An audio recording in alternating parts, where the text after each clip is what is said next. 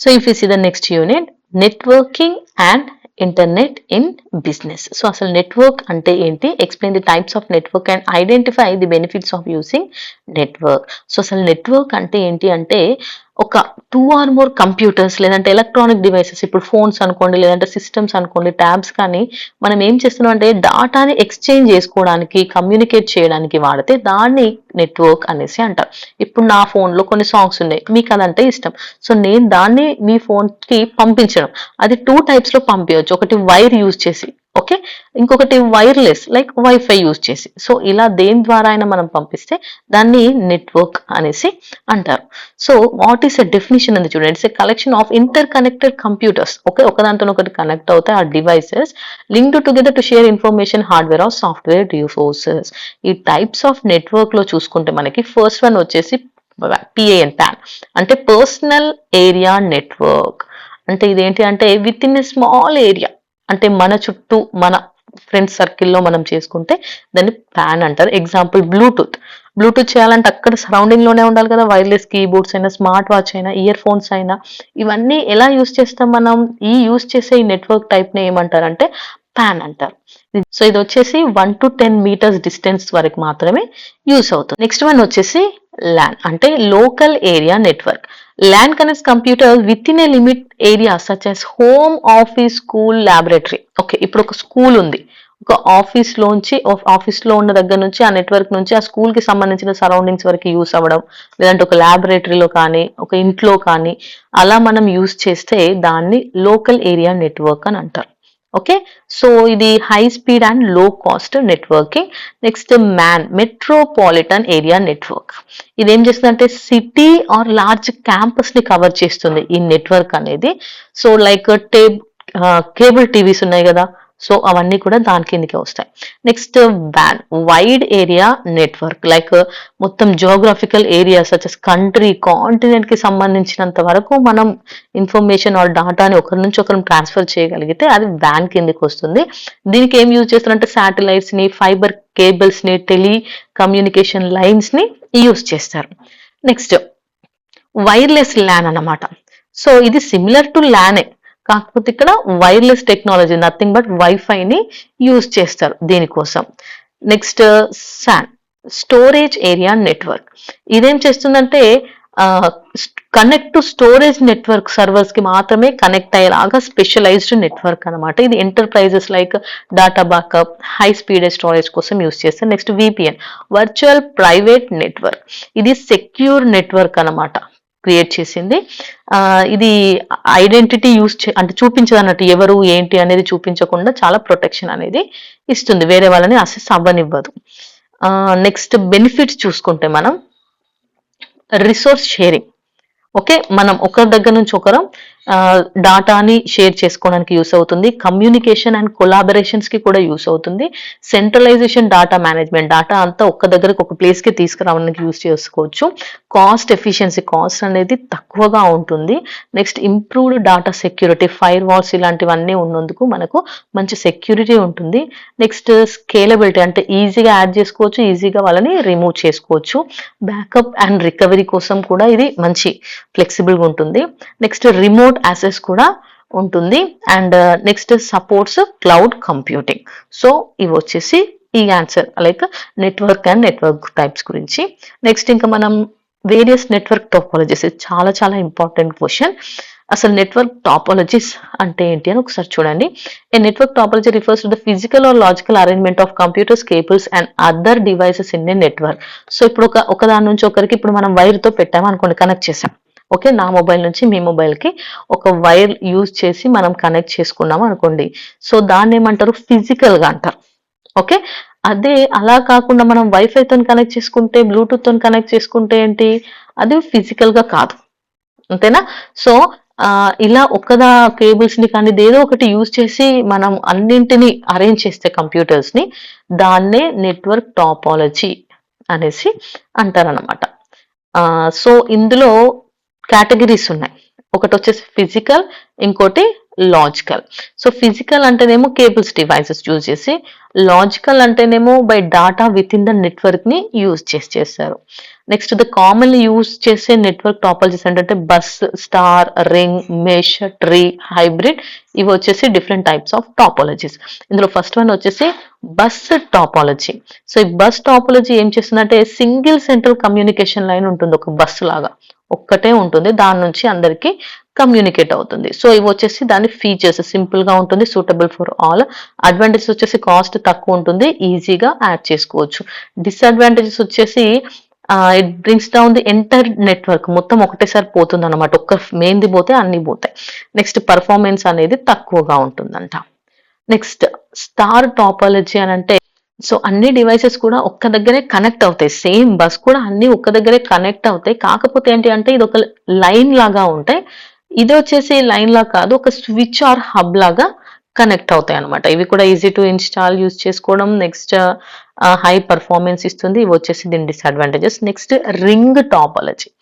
Ring topology అంటే ఏంటి, this is connected one other devices, అంటే ఒకదాని నుంచి ఒకటి ఇట్లా కనెక్ట్ అవుతాయి, దాన్ని రింగ్ టాపాలజీ అంటారు. సో హై స్పీడ్ కోసం ఇది ఎక్కువ యూస్ చేస్తారు. Next mesh topology, every other through dedicated links, ఒక లింక్ పంపిస్తే ఆ లింక్ తోని మనం కనెక్ట్ అవుతాం చూసారా, దాన్ని మెష్ టాపాలజీ అంటారు.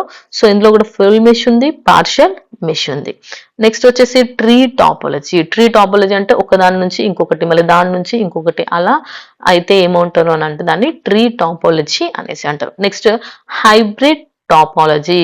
సో ఇవి వచ్చేసి 2 ఆర్ మోర్, నథింగ్ బట్ ఇప్పుడు స్టార్ బస్సు రెండు combination, like star ring combination, like mesh star, ఇలా 2-3 కలిపి ఒక టాపాలజీ కిందకి వస్తే అది hybrid topology.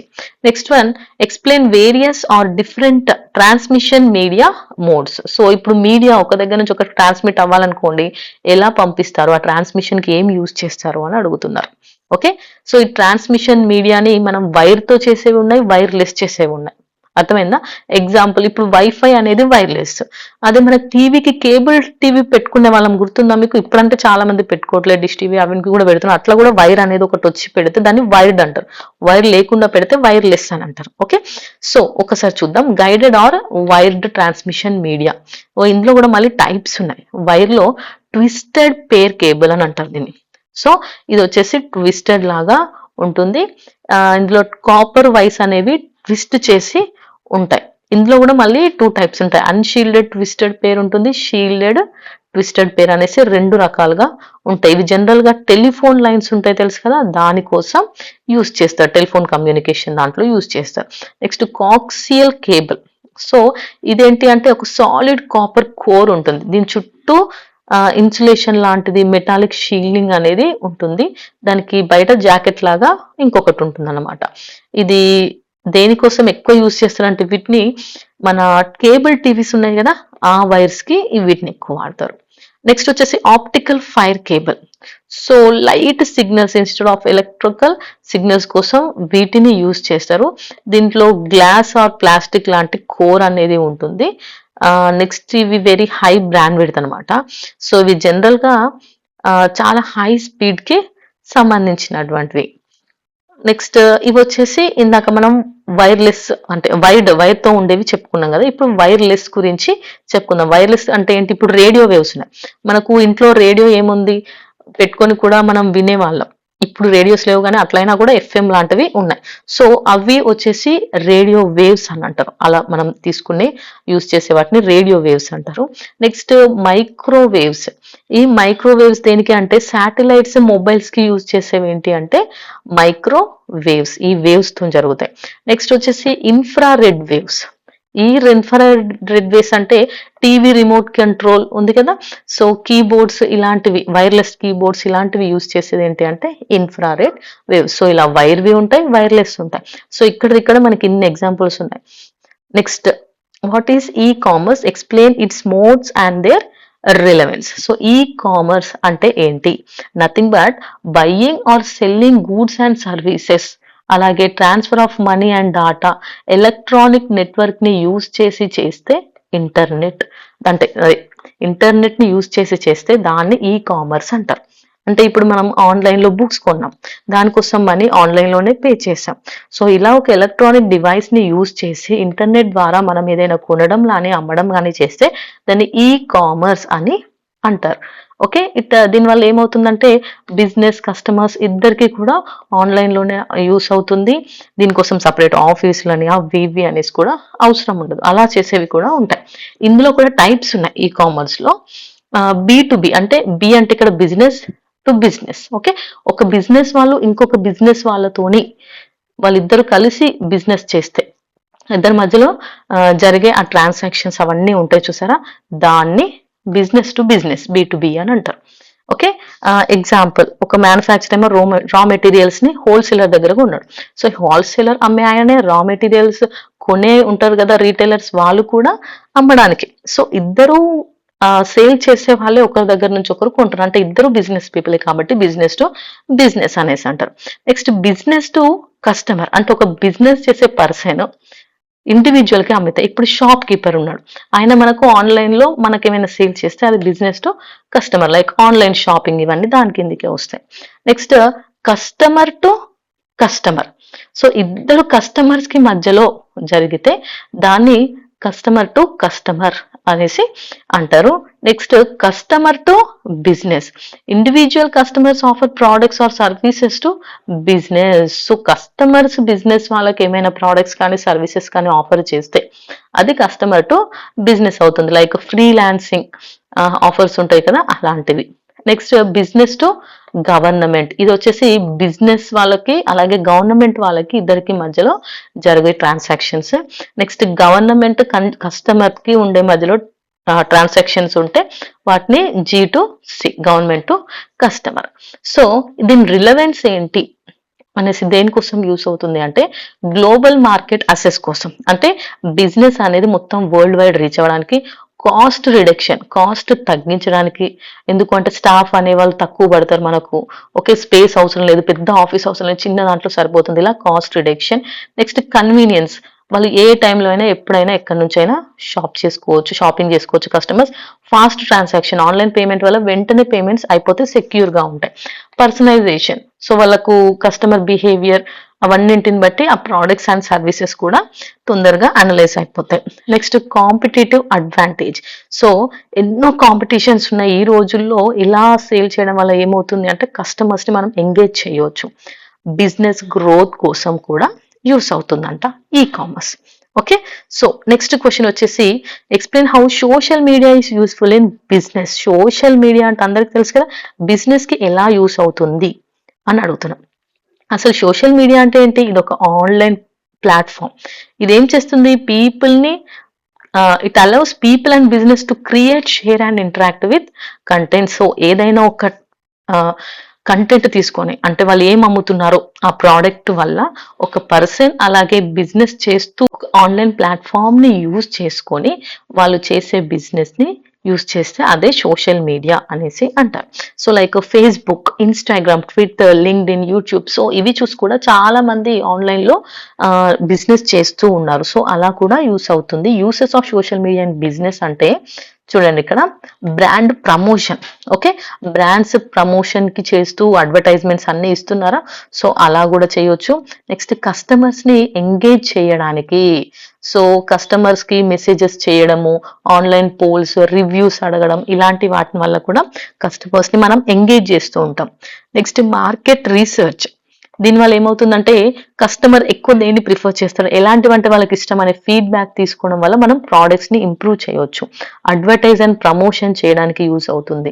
Next lead generation and sales. So దీనివల్ల ఏమవుతుందంటే మన కస్టమర్స్ ఎవరు మంచి యాక్టివ్ కస్టమర్స్ ఉన్నారు, సో అలాంటి వాళ్ళు ఎక్కువ ఏ వెబ్సైట్స్ యూజ్ చేస్తారు, వాళ్ళకి ఎలాంటి ఆన్లైన్ స్టోర్స్ ఉన్నాయి అనేసి అలాంటి వాళ్ళకి ఇష్టమైనటువంటి ఆ ప్రోడక్ట్స్ ని మనం వాళ్ళకు లీడ్ చేసి సేల్ చేయడం అనమాట.